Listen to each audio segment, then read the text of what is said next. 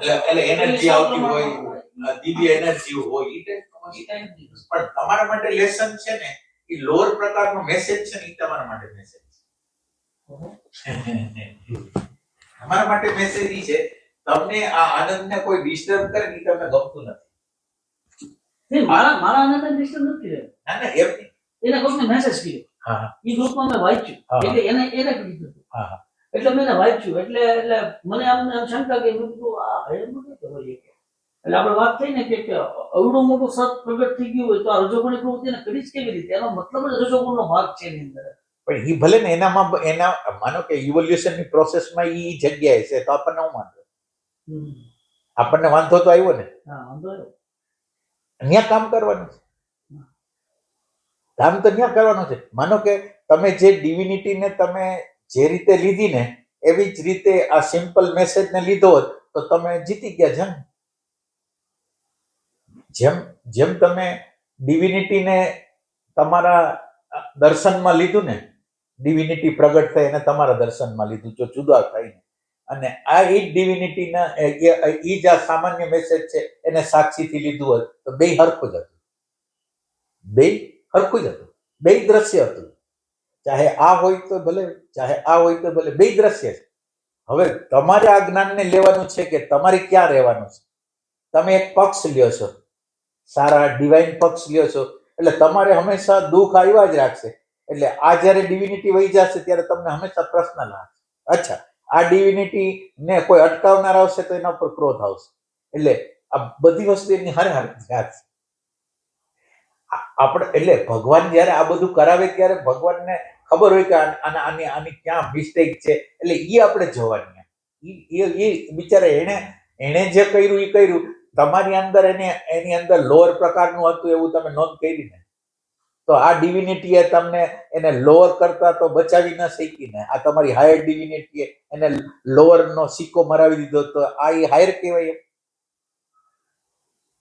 એમ છે ના, આ જ્ઞાન તો મારા માટે બહુ કામનું. પણ હજી એક વાત કે ભગવાન મને એવું એક મારી અંદર છે કે તમે અમુક લેવલે હોય ને પછી તમે અમુક ડાઉન ન જઈ શકો. એટલે તમે તમારી અંદર જોવો ને આ બધું તમને જોવા મળે. હાવ કરતા હાવ ઉપરથી માંડીને હાવ કરતા હાવ લોઅર લેવલ લગી તમે જોઈ શકો તમારી અંદર. બીજા આમાં કોઈ ઓબ્જેક્શન હોય તો એ વાત તો સાચી છે. એ તો આઈ ડુ કરી ના. એટલે તમે જયારે તમને યોગ્ય રીતે જોશો ને ત્યારે એને માફ કરી શકશો. તમને એવું લાગે છે ઈ કરે છે, આપણે કરી છે, આપણે કરી ફ્રેક્શન ઓફ સેકન્ડમાં. હા હા, ફ્રેક્શન એટલે એ ફ્રેક્શન ઓફ સેકન્ડ નો સવાલ નથી. અત્યારે માનો કે એટલે ફ્રેક્શન ઓફ સેકન્ડમાં તમે એના પ્રત્યે નેગેટિવિટી કરી દીધી, એ તમને કેમ દેખાતું નથી કે આ લોઅર થઈ ગયો?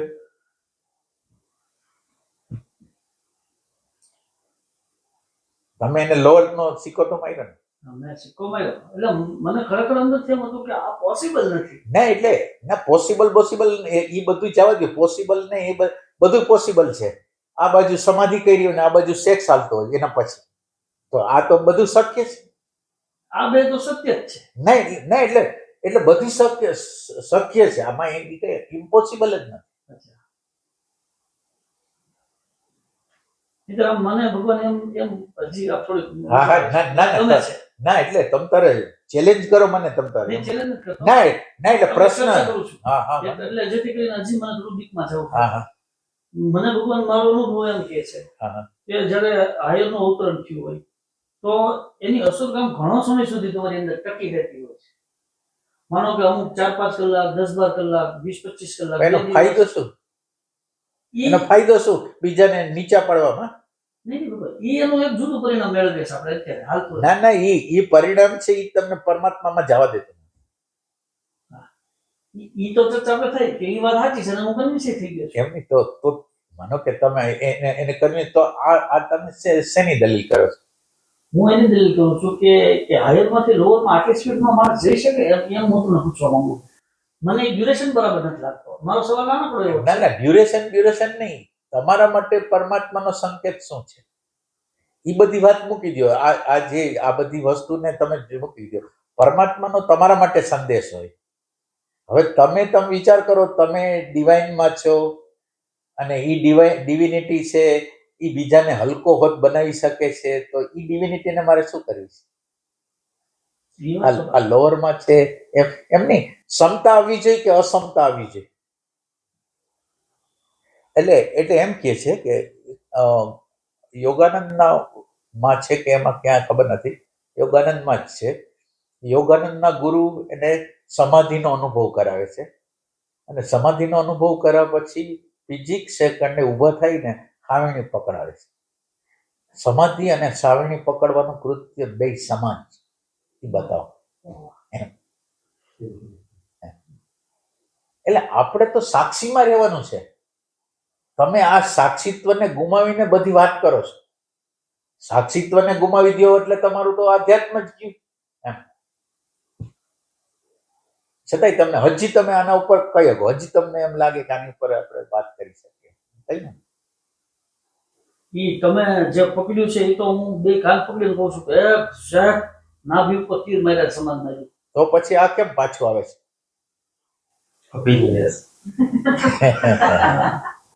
આ પાછું આવે છે ને તમારે ના એટલે તમારે આ તો વારે વારે પ્રસંગ, આ પ્રસંગ તમારે વારે વારે બનતો પ્રસંગ છે, એમ સામાન્ય નથી. જયારે તમે માનો કે બેઠા છો, 4 જણા બેઠા છો ને એક જણો આવી જાય છે અને તમારું ડિવાઇન વાતાવરણ બગાડી નાખે છે, એ તમને વારે વારે શું કામ બને? અને હવે તો ભગવાનને રીતસરની બીક લાગે કે લ્યો પ્રભુ આવ્યા હવે તો ભગવાન ના બરાબર. તો ભગવાન જે રમણ મહર્ષિ પણ મેં હમણાં એક એની બાયોગ્રાફી વાંચી, ઓટોબાયોગ્રાફી વાંચી, ફોરેનર છે એ ત્યાંથી કંઈક 48 પ્રશ્નો લઈને આવે છે કે રમણને આ પ્રશ્ન મને પૂછાશે. ત્યારે એક લેખકે એના ફોરેનના એક લેખકે બુક લખી હોય, રમણને આ ને બહુ એના પ્રત્યે આકર્ષણ થાય. એટલે જેવો એ રમણને મળવા એ જે હોલ હોય એમાં પ્રવેશે અને રમણને જોવે એટલે એના બધા પ્રશ્નો છે એ વયા જાય, અને એ એમ કહે કે આખી એક દિવ્યતા છે એ વ્યાપી ગઈ મારી અંદર, બધા જ પ્રશ્નો મારા ડ્રોપ થઈ છે. ભગવાન આ દિવ્યતાની તો જે એક્ઝેક્ટ દિવ્યતા એ કઈ દિવ્યતાની વાત? ના એટલે એ દિવ્યતા ટેમ્પરરી હોય. સમજો, દિવ્યતા છે એ ટેમ્પરરી છે. ટેમ્પરરી એ સેન્સથી કે એ ડિવિનિટી જ્યારે દાખલ થઈ ને ત્યારે એના ક્યુરિયસ જે પ્રશ્નો હતા ને એ ત્યારે સમી ગયા. એનો અર્થ એમ નથી કે એનો અંત થઈ ગયો. એક વસ્તુ બરાબર યાદ રાખો, અંત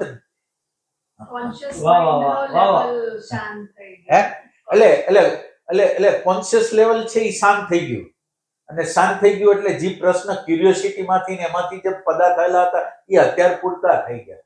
એટલે એનો અર્થ જ નથી. એટલે સંતોની મદદ મળી, માનો કે એની શાંતિ, એનો આનંદ, એને બધું શૂન્યતા બધી મળી, પણ એ તમારે પછી વર્ક તમે દ્રષ્ટા ન બનો ને, દ્રષ્ટૃત્વ તમારું પર્સનલ વસ્તુ છે. એ દ્રષ્ટૃત્વ પર્સનલ તમે ન કરો, ગમે એટલા સંત મહાત્માઓ અવતારો આવે ને તમને કાંઈ ના કરી.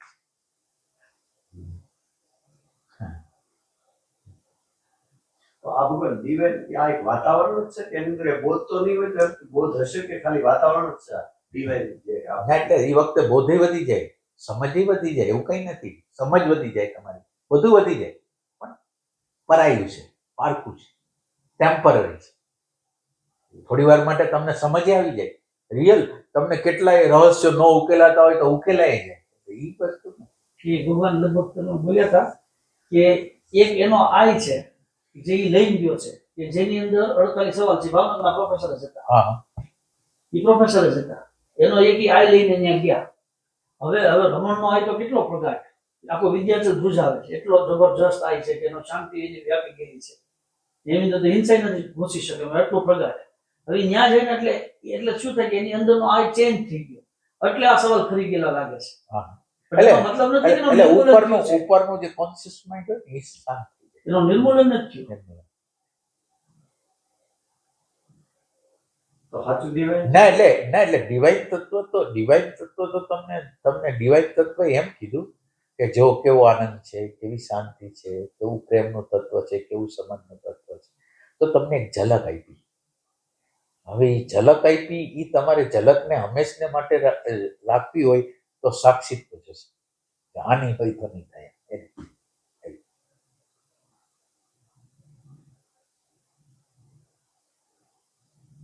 તો આ ડિવાઇન વાતાવરણ થી ભગવાન હોય એની હાજરી રીતે હોય કે પછી કે નહીં, કૃપા હોય, ના એની ના હોય? ના એની હાજરી ન હોય તો પાછું વાતાવરણ ન બને. એની હાજરી પ્લસ તમારી હાજરી અને તમારા અંતરના પ્રશ્નોને જે સોલ્યુશનનો સમય આવી ગયો હોય એ પ્રકારે બધી ઘટનાઓ ઘટતી હોય છે. એટલે બેયનો હિસ્સો છે. સંતનો હિસ્સો છે. સંત ન હોય તો એમ્પ્ટીનેસ આવે નહીં. અને બીજું યોગ્ય પાત્ર આવે છે ત્યારે એ પ્રમાણે વર્તે છે. અંદરની ઇન્ટેલિજન્સ છે એ પ્રમાણે વર્તી રહી છે. હવે આની અંદર છે ને કર્તૃત્વ નથી. જે ગુરુ લોકો છે એમની અંદર કર્તૃત્વ છે. ગુરુ લોકો આમ કરે તેમ કરે, ઓમ કરે તેમ કરે. અહીંયા કોઈ કરનાર નથી. કરનાર નથી એટલે તમારી પાત્રતા પ્રમાણે અંદર આનું એમ્પ્ટીનેસ છે એ કામ કરશે એ ટાઈપ. એટલે આનંદ શાંતિની પણ આપણને જરૂર છે, એના ટેસ્ટની પણ જરૂર છે ને, આનંદ શાંતિની. પણ આપણે ભૂલી શું જાય છે ખબર છે? આનંદ હોય, શાંતિ હોય ને પ્રેમ હોય, એ આનંદને અનુભવ કરનાર, પ્રેમને અનુભવ કરનાર જ્યાં લગીન જીવંત છે ને ત્યાં લગીન તમે યોગ્ય જગ્યાએ નથી. એટલે આપણી જે સંતુષ્ટિ છે એ આનંદનો ભોગતા છે ત્યાંથી થઈ ગઈ છે, શાંતિનો ભોગતા છે ત્યાં થઈ ગઈ છે. ખરેખર એનો મૂળ સ્ત્રોત છે ત્યાં લગીન જવું છે. આનંદ ક્યાંથી પ્રગટ થાય? ક્યાં કેન્દ્રમાંથી પ્રગટ થાય? એ કેન્દ્ર લગીન પહોંચી જાય એટલે જે અંદર અનુભવ કરનાર છે એનું વિસર્જન.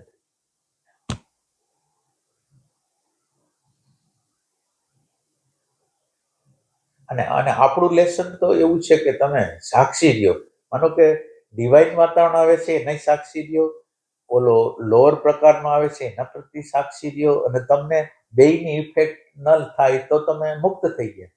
હવે ઓની ઇફેક્ટ છે એટલે આની ઇફેક્ટ છે, લોઅરની ઇફેક્ટ છે. ઓની તમે ઇફેક્ટ ઓને વેલ્યુ આપી છે એટલે આની વેલ્યુ નથી. એટલે તમે એકનો રાગ કરશો, બીજાનો દ્વેષ કરશો તો એ તો સાક્ષી તો નથી.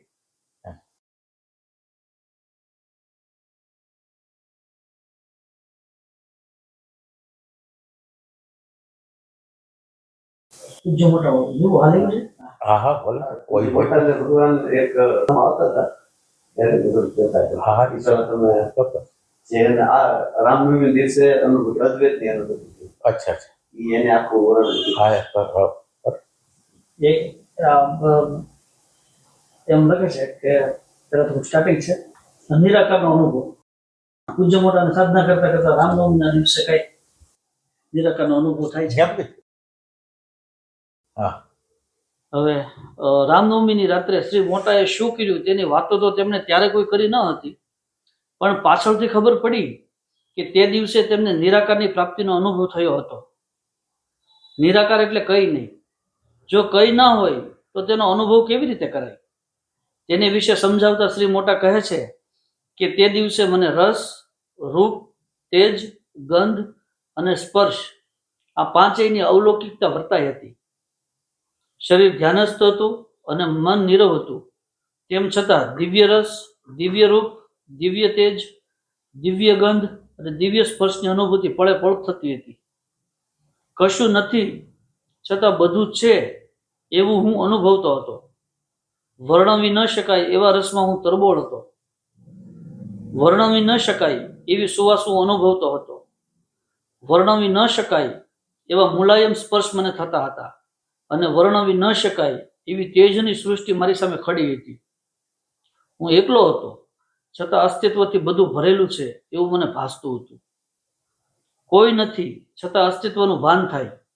શરીર ખાતું ના હોય છતાં તેની તૃપ્તિનો આસ્વાદ અનુભવાય. સુવાસ ભરી ના હોય તેમ છતાં વિવિધ સુવાસોનો આનંદ પમાય. કોઈ મુલાયમ વસ્તુ ના હોય તેના મુલાયમ સ્પર્શો દિલને સ્પર્શી જાય. એવા અવલૌકિક અનુભવો ત્યારે મને થયા હતા. નિરાકારના અનુભવો થતા શ્રી મોટા તમામ દ્વંદ્વો પર થઈ ગયા. 1939 માર્ચની 29મી રામનવમીની રાત્રે કાશીમાં અદ્વૈતના સાક્ષાત્કારનો આવો અનુભવ થયેલો. જાણે અનેક કોટી સૂર્યનો પ્રકાશ આજુબાજુમાં પથરાઈ જઈને શરીરમાં પણ પ્રવેશ્યો ત્યારે મહાસમાધિમાં ઉતરી જવાનું બનેલું. તે અનુભવ વેળાથી ત્યારથી જ મુક્ત દશાની શરૂઆત થઈ ચૂકી. આમાં થોડુંક અમને એમ થોડુંક એવું થયું કે આજે આ પ્યોરિટી વાળું એટલે હજી અનુભવ કરનાર છે ભગવાન, તો એ અદ્વૈત કેવા છે? આ લખનાર કોઈક જુદો છે, આ મોટામાં થોડું ભલે ને મોટા નો કર્યો, પણ એ વસ્તુ તો આમ બધી જે પ્રકાશ દેખાય છે બહુ અલૌકિક પ્રકાશ હોય, અલૌકિક સ્પર્શ હોય, પણ એની અંદર બે દ્વૈત છે, અનુભવ અને અનુભવ કરનારો બે છે.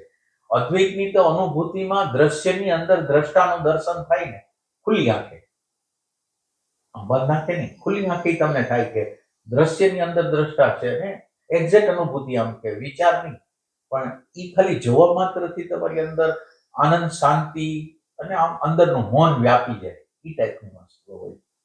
એટલે આ અનુભૂતિ બને કે આ અનુભૂતિ એને હાયરમાં જમ્પ લગાવ્યું હોય એમાં ના નથી. માનો કે કોઈ પ્રકાશ એની અંદર ઉતરી ગયો હોય ને એને કંઈક વસ્તુ, પણ ઓમ અનુભૂતિ આટલી જ છે કે દ્રશ્યની અંદર દ્રષ્ટા તમને દેખાય છે.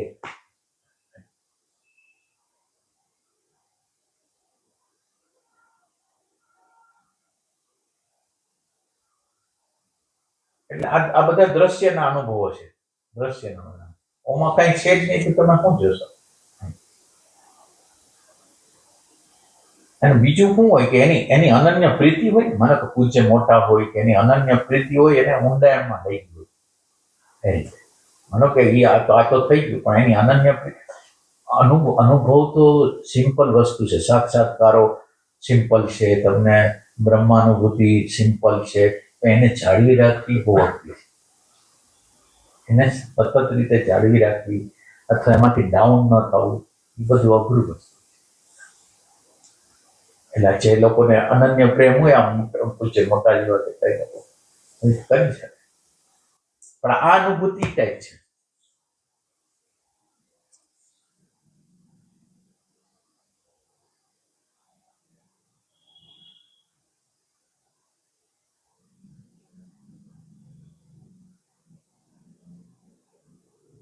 બને કે દ્રષ્ટા અને દ્રશ્ય બે અન્યોન્ય થઈ ગયા હોય, દ્રષ્ટા દ્રશ્ય, દ્રશ્ય દ્રષ્ટા, એ ટાઈપનું એની અનુભૂતિ એ ટાઈપનું, પણ ત્યાં બે છે. અદ્વૈત નો કહેવાય ને.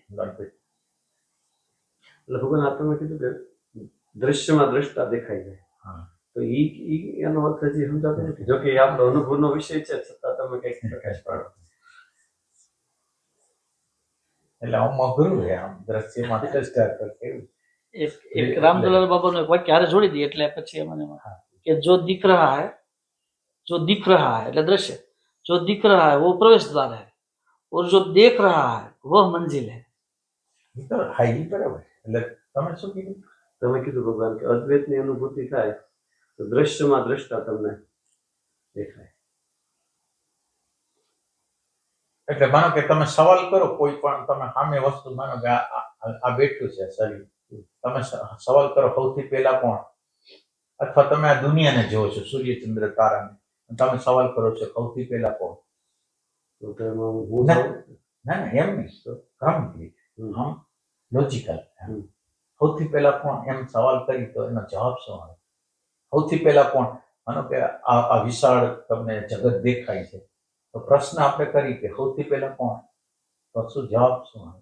એટલે આપણે બૌદ્ધિક રીતે નહીં, આમ બરાબર વ્યવસ્થિત સૌથી પહેલા કોણ આવ્યું એવી રીતે. હા, સૌથી પહેલા તો પ્રશ્નનો જવાબ ન મળે ને ભગવાન.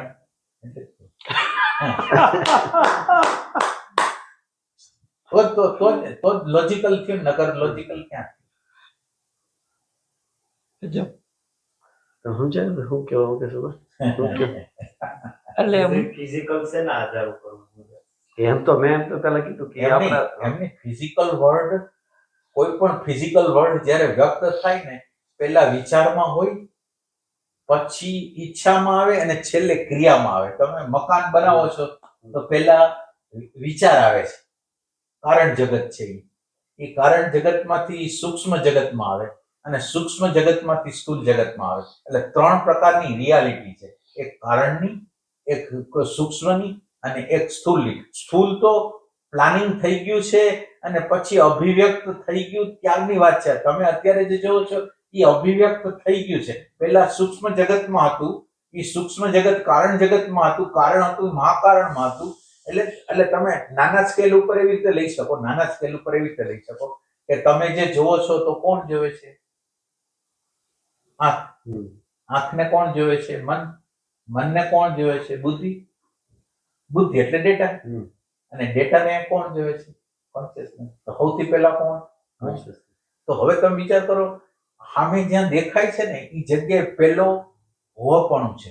સામે જે તમે જુઓ છો ને ત્યાં પેલા હોવાપણું છે, અને એના પછી આ બધા કલરો છે. જે દેખાય છે સ્થૂળ, સૂક્ષ્મ અને કારણ છે એ કલરો છે, રિયાલિટી નથી. આમ રિયાલિટી નથી. એટલે પ્રતીતિ હોઈ શકે પણ એ રિયલ નથી. એમ તો ઈ ટાઈપ એને સમજી શકાય. એટલે અત્યારે આપણી અંદર આ બધાનું અસ્તિત્વ જ નથી. તમે ન હો તો શું થાય? કોણ બને? અચ્છા, આ ઇમ્પ્રેશન લે છે કે બધું કરે છે એની શક્તિથી તો લે છે. અને આની એનર્જી અમુક પ્રકારની ગોઠવણી થઈ છે એટલે અમુક આકૃતિ દેખાય છે. અમુક પિક્સેલ એટલે અમુક આપણી એનર્જીનું ઇલેક્ટ્રોન અમુક રીતે ગોઠવાય તો અમુક પ્રકારનો આકાર ધારણ કરે, અમુક પ્રકારનો ઇલેક્ટ્રોન કરે તો અમુક પ્રકારનો, એટલે એનર્જીનો ખેલ છે.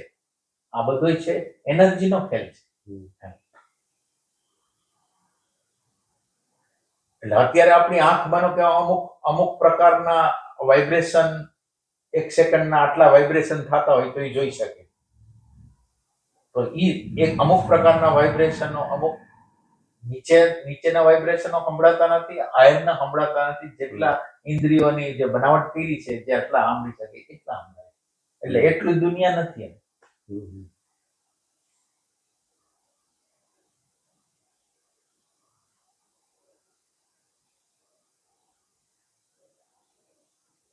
સામે છે ને પડદો છે ને એ સતનો છે. સતના પડદા ઉપર આ જે દેખાય છે એ આ બધું એટલો બધો પ્રેમ માંગે ને, તમે એટલો બધો પ્રેમ કરો ને ત્યારે તમે એ જોઈ શકો કે એની અંદર એમ છે, પ્રેમ છે.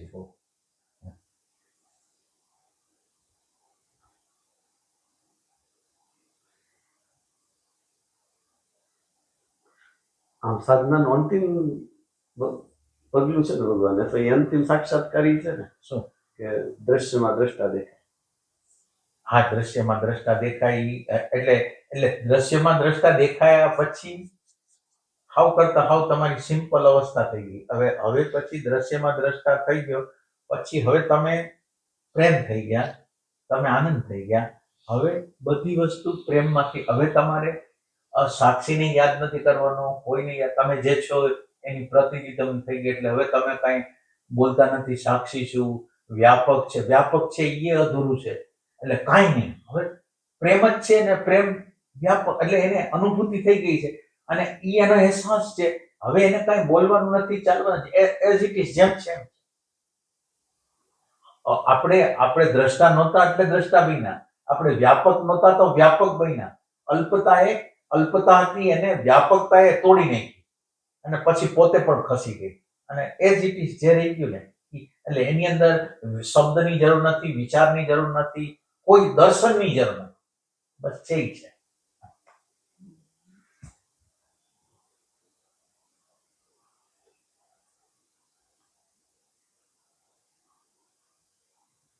એટલે આ વચ્ચેની સ્થિતિ છે. દ્રષ્ટા છું એ વચ્ચેની સ્થિતિ છે, વ્યાપક છું એ વચ્ચેની સ્થિતિ છે. કોઈ થોડું પોતાને યાદ રાખે હું રાકેશ છું, હું રાકેશ છું, કરે કોઈ? તો હું પ્રેમ થઈ ગયો એટલે હવે બોલવાનું ક્યાં છે? એ તો જ્યાં લગી મને ખબર નહોતી કે હું સાક્ષીને બદલે કરતા ભોગતા હતો એટલે હું સાક્ષી બન્યો. અને સાક્ષીએ શું કર્યું કે જે કરતા ભોગતાનું વિસર્જન કરી દીધું. કરતા ભોગતા હતું એનું વિસર્જન કરી દીધું, અને કરતા ભોગતાનું વિસર્જન કરી દીધું એટલે આત્માનો સાક્ષાત્કાર થઈ ગયો. હવે આત્માનો સાક્ષાત્કાર થઈ ગયા પછી થોડીક હાયરની અવસ્થા આવી. એટલે હવે તમે શુદ્ધ થઈ ગયા. એટલે હવે દ્રશ્યની અંદર, હવે પેલા દ્રશ્ય અલગ હતું તમારા માટે, અને ત્યારે તમારે વિવેક દ્રશ્ય અને દ્રષ્ટાનો કરવાનો હતો. હવે તમારો વિવેક પલટાઈ ગયો. દ્રશ્ય દ્રષ્ટાનો વિવેક તમારો પૂરો થઈ ગયો. હવે દ્રશ્યમાં શું છે? તો એ દ્રશ્યમાં શું છે એટલે એની પરિપાક દશા છે. એ દ્રશ્યની અંદર દ્રષ્ટા દેખાય, આધાર દેખાય, સદ દેખાય.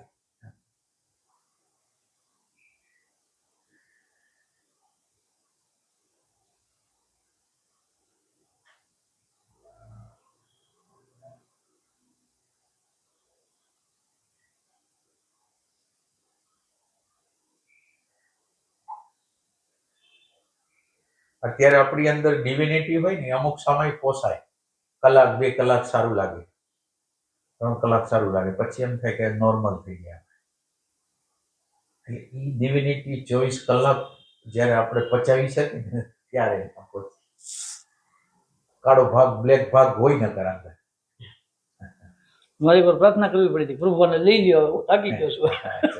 એટલે હા, જે ધ્યાન વધારે પડતું થઈ જાય, એનર્જી વધારે આવી જાય, હું નહીં ખબર કે કામ જ ન થાય, કઈ કરી ન શકો, અને આવું એકદમ પ્રભુ આને લઈ ના, લ્યો. તમે એક પોઈન્ટ ચૂકો છો. અને આપણે સતત રીતે આ વાત કરી છે, દ્રષ્ટાની વાત કરી છે. જે પોઈન્ટ તમે ચૂકો છો ને, એટલે તમે બધું કરો પણ દ્રષ્ટાને તમે ચૂક્યા ને એટલે વાત પૂરી થઈ ગઈ. આપણો અહીંનો વિષય છે કે કોક જોવે છે, કોક જાણે છે.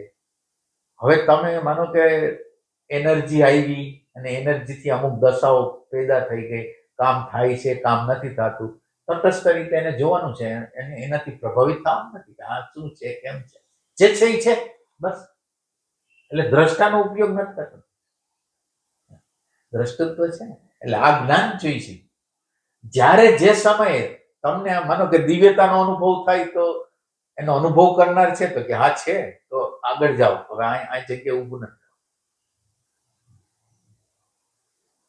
આ દિવ્યતા પ્લસ હાવ અધમમાં અધમ વ્યક્તિ હોય અને એ અધમમાં અધમ વ્યક્તિની અંદર દિવ્યતા દેખાય, એટલે તમે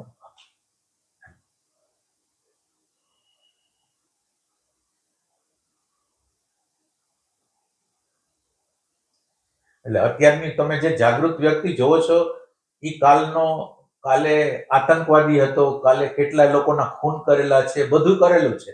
આજ એમાંથી પસાર થઈને ઇવોલ્વ થઈને બહાર નીકળો છો. એટલે કોઈ વ્યક્તિને એટલે તમે માપ ત્યારે કરી શકો કે તમે એમાંથી પસાર થયા એમ. એટલે આપણે આ કઈ દુનિયાના માણસોથી જુદા તો નથી.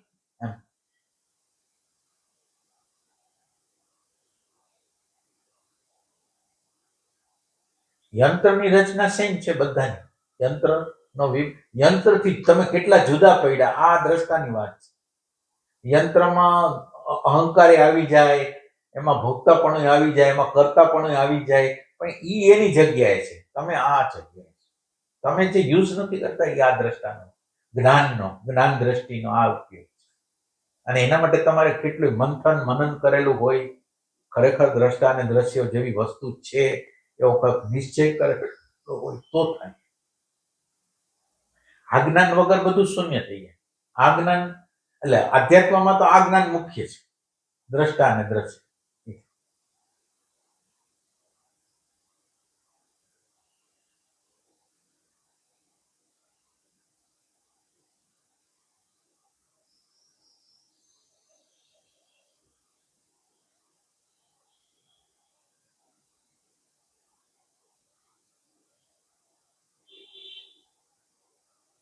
તમારે એમ પ્રશ્ન પૂછવાનો જ્યારે કાંઈ પણ થાય ને તો આ કોને દેખાય છે, દિવ્યતા કોને દેખાય છે, અથવા તો આટલું બધું લોઅર પ્રકારનું વ્યક્તિ છે એ કોને દેખાય છે?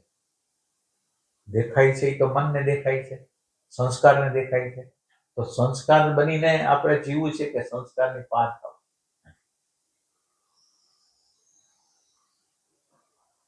એટલે ક્વેશ્ચન કરતા પૂછવું જોઈએ કે આ દિવ્યતા તું મારા રાગ દ્વેષને કાઢી આપી છે, મારા અહંકારને કાઢી આપી છે, મારા રાગ દ્વેષને કોઈને કાઢી આપવાનો છે, તો એ દિવ્યતાને મારે શું કરવી?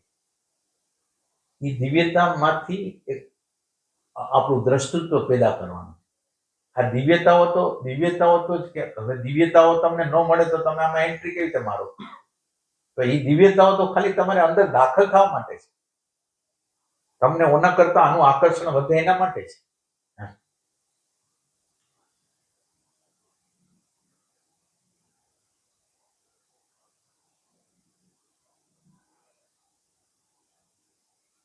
એ કામ એવું કરે કે તમે એમ કહો છો ને કે ઓલા વૃક્ષ નીચે હતા એટલે આમ થઈ ગયું. એટલે આ જે સંતનો આધાર હોય ને તમે યોગ્ય રીતે હાજરી હોય અને તમે યોગ્ય રીતે તમારી અંદર પ્રેમ હોય અને તમારે આ ખરેખર અસ્તિત્વને પામવું હોય તો એ તમને જે ખૂટતો ધક્કો છે એના દ્વારા ઓટોમેટિક લાગી જાય. આપણે એમ કહીએ ને કે વૃક્ષથી થઈ ગયું નથી થઈ ગયું.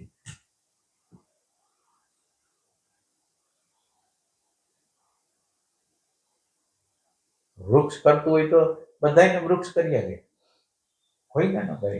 એટલે આપણે તો શું થાય, ભગવાનને છોડીને વૃક્ષની પૂજા કરવાની ચાલતી. અને વૃક્ષની વાત તમે જાઓ દો, એક એક એક એક વ્યક્તિ ખાલી રસ્તામાંથી વોકિંગ કરે છે સવારનું, અને વોકિંગ કરે છે ને એના પતિને ઉઠાડે છે કે જાગો, બહુ મોડું થઈ ગયું છે. હવે આ શબ્દ છે એ ઓને જગવી દીધો ને ઓલો સંન્યાસીને મુક્ત માણસ થઈ ગયો. આ સાચી ઘટના. તો હવે આ વાક્ય તો દરરોજ બોલાતું વાક્ય હોય, તો આને કેમ અટ્રેક્ટ થઈ? એનું અંદરનું બધું તૈયાર છે, એટલે એક શબ્દ ખાલી રાહ જોવે છે, કોઈ એવો શબ્દ આવે ને એ જાગી જાય છે. એટલે અહીંયા બહારની કોઈ સિચ્યુએશન નું મૂલ્ય નથી. એમ